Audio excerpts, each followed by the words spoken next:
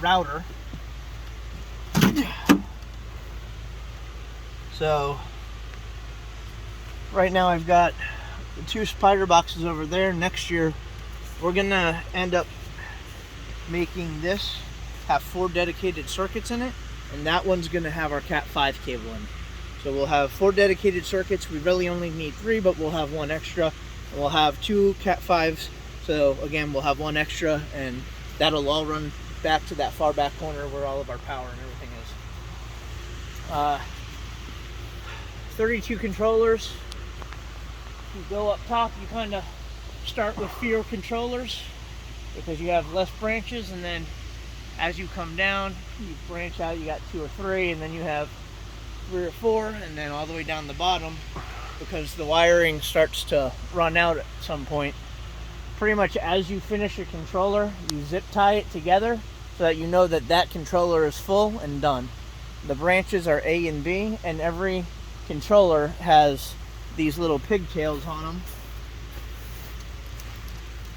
This little pigtail right here, and each one of these has to have 1A and 1B. So you start from left to right, and number 1, AB, number 2, AB, number 3, AB. When you fill it up, you group them together and you zip tie them. Okay. And these right here? Those are power supplies for the controllers. Okay. So the power comes off of the surge protector, close power supply, power supply. Where's our extra power supplies? We don't have any. We need some. I think we might have 1. I think we did have 1 extra. Cool. Um, Where's that at? Do we know? Probably in that room. Okay. All the leftover stuff was in that room. They're also going to send us more whips because we did run out of whips. When you get towards the bottom, it's little. you try to bunch as much stuff as you can, but you can see like over here we ran from over there because we just ran out of room. You didn't have anything open. Yep. That's why he says try to get 1 full and then zip tie it and close it off. But yeah, so we've got. This is a router or a switch. So router to switch, and these switches go out to each individual controller. So every router or every switch has its own connection. So the tree itself creates its own Wi-Fi network. It's called like Netgear 25 or something. So when the power is on, you connect your phone, your app. It's a Twinkly app. Connect that to the Netgear Wi-Fi, and then you connect. Then you can control it from your phone. Passcode, I'm sure. Yeah. I have an account, and then Eugene also has an account. I think mine is not the pro version. I think I just downloaded the generic version. I think they have the pro version because we do have the pro tree. You can do different things with it, but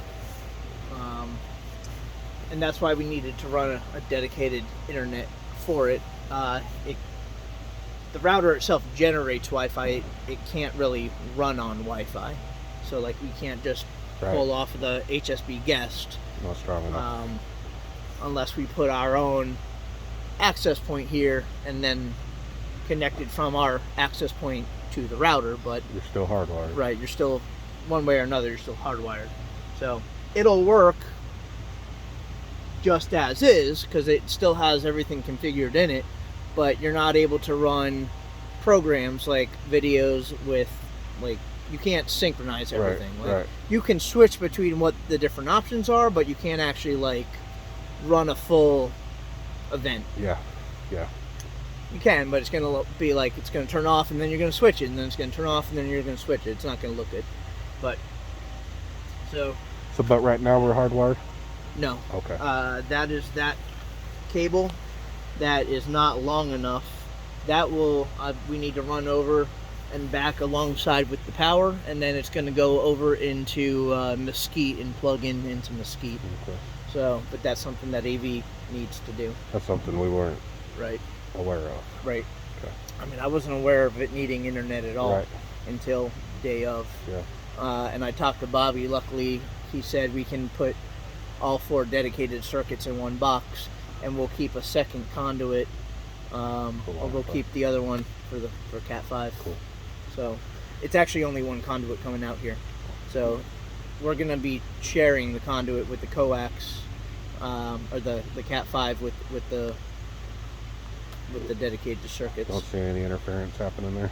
I talked to Bobby. He said, Maybe. I mean, not. it's network. It's not like we're not downloading information off of it. We're not sending gigs of data.